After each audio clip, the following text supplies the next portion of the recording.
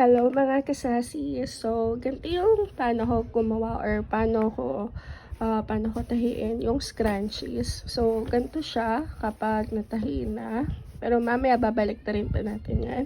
And then yung preparation, ganito siya. So, nilalagyan ko na siya ng pin para dire-diretso na yung pagtahi ko dito. So, ganyan siya. So, sa susunod na video, papakita ko sa inyo yung as in from the start. Pero ito yung way kung paano ko magtahi. So, papakita ko sa inyo.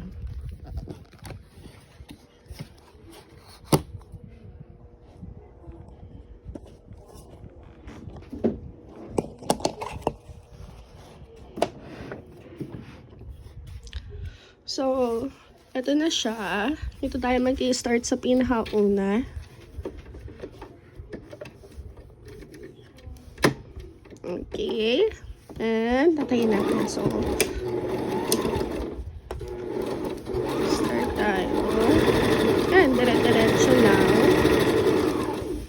And then, make sure na hindi nyo matatahi yung kabilang layer.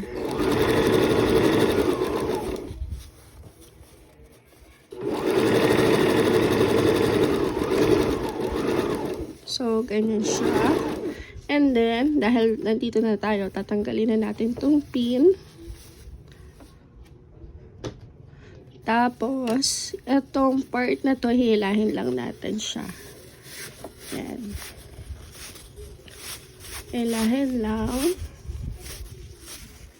And, so, tatahin ulit natin. So, ito yung natahin natin, yung part na yun. So, make sure na hindi mo siya matatahi ulit. Kaya dapat iusog mo siya sa pinakasulok. And, yan. Continue mo lang yung pagtahi.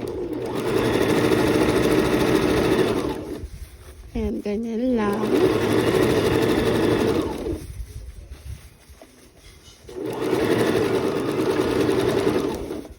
So, ayan. Pag nasa dulo ka na ulit, ayan na, usog mo ulit. Hanggang sa ma-reach mo yung pinaka last part na tinahi mo, which is ito yun. Ayan.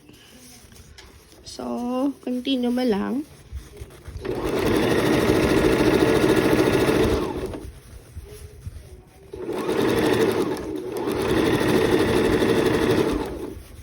Okay. So, make sure mo na nakasiksik talaga yung itong side na to, ha. Kasi, pag natahi mo yan, uulit ka talaga. So, ayan.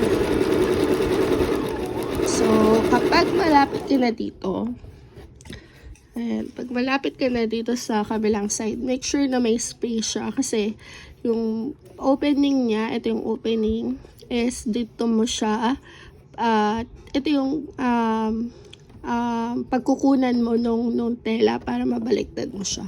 So, mamaya makikita ko nyo kung paano. So, ayan na, may iniwan ako space. So, ilalak ko lang to.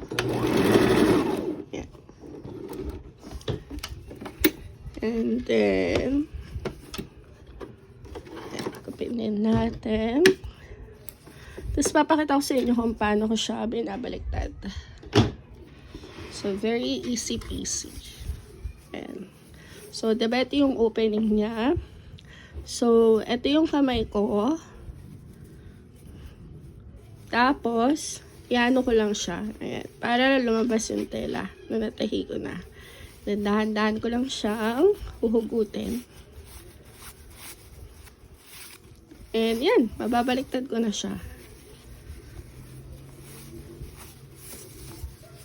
Ayan. So, dito ko din padadaanin mamaya yung garter para matahi ko siya. And then, itong opening na to, pag may garter na siya sa loob, yun na yung i-close ko. Tatahiin ko siya. So, yun lang. Thank you.